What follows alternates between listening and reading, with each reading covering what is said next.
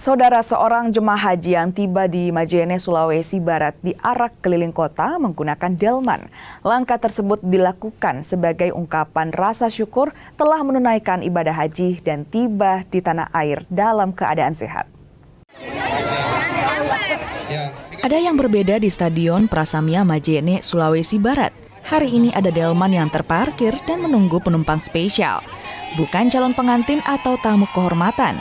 Yang ditunggu adalah seorang jemaah haji yang baru saja pulang dari Arab Saudi.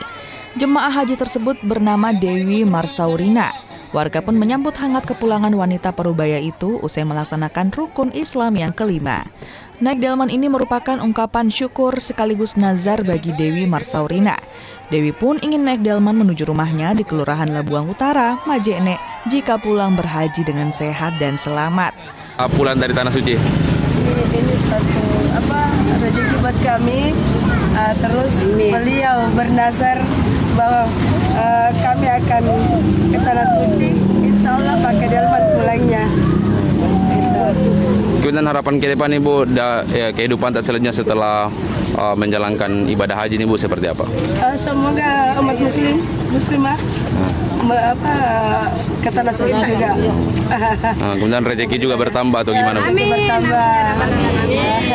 Usai berkeliling kota, jemaah haji ini disambut sukacita keluarga saat tiba di rumah.